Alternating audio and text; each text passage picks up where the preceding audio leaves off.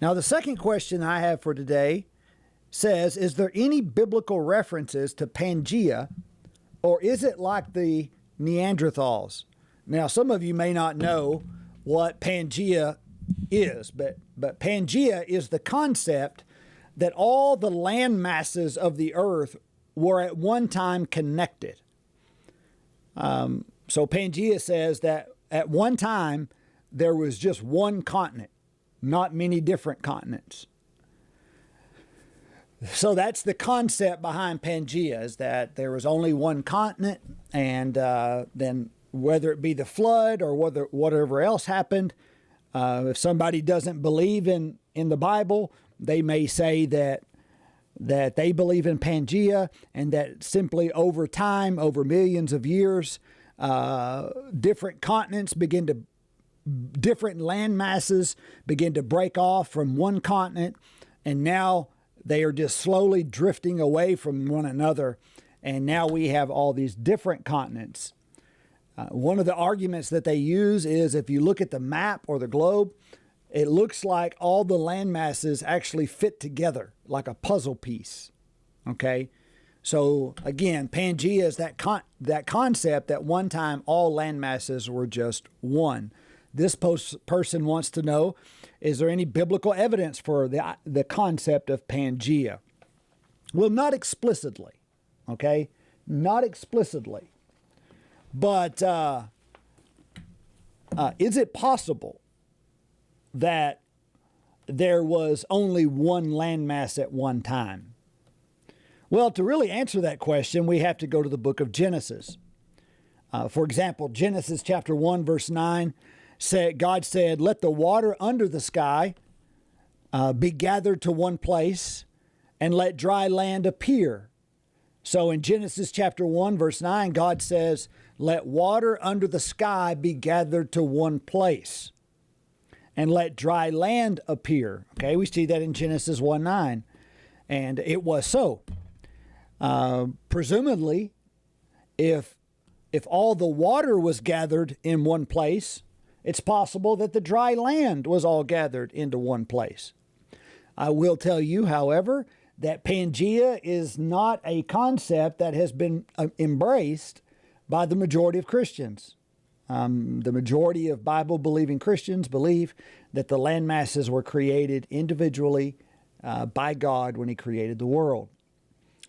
I would say that when I look at a globe, it appears to me that the land masses may have fit together at one time like puzzle pieces.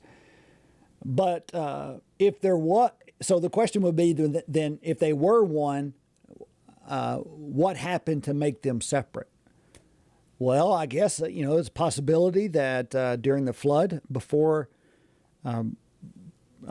pre the Noahic covenant, it's possible that maybe there was one landmass, and when the floods came and the waters receded, that perhaps the land masses began to pull apart and drift apart, and now we have these different continents. Some people say that perhaps it happened at the Tower of Babel, when God separated the world. Now, I will say this, that's reading into the Bible something it doesn't say. Okay? So the Bible does not explicitly speak to Pangea. So we can only speculate. The Bible does not address the issue. Is it a possibility? I would say, yeah, I guess it could be a possibility. But if it did happen, it was it was pre the Noahic covenant, not after the Noahic covenant.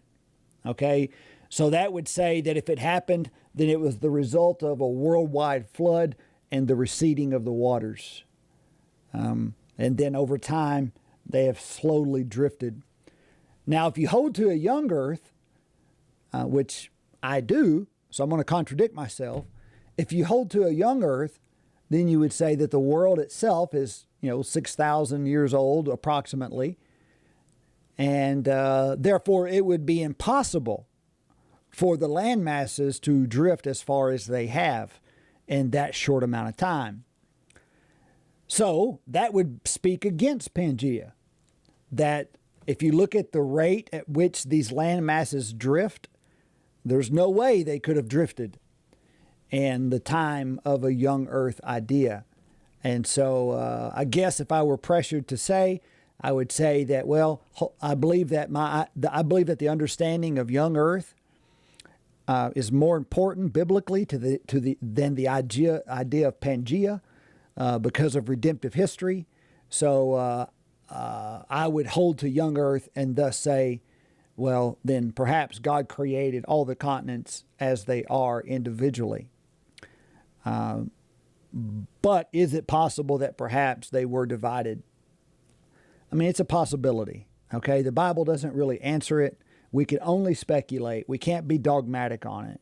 All right, and just because you look at a map and it appears that maybe they fit together one time as a puzzle piece, it doesn't actually mean they did. All right, so this is one of those secondary issues that it's really not. It's cool to talk about and to speculate, but at the end of the day, we can't be dogmatic about it because of the Bible. All right, the Bible doesn't say that Pangea is actually that actually happened. All right, so I don't know if I answered your question or not, but perhaps that'll give you a little bit more light. Shine a little bit more light on the issue.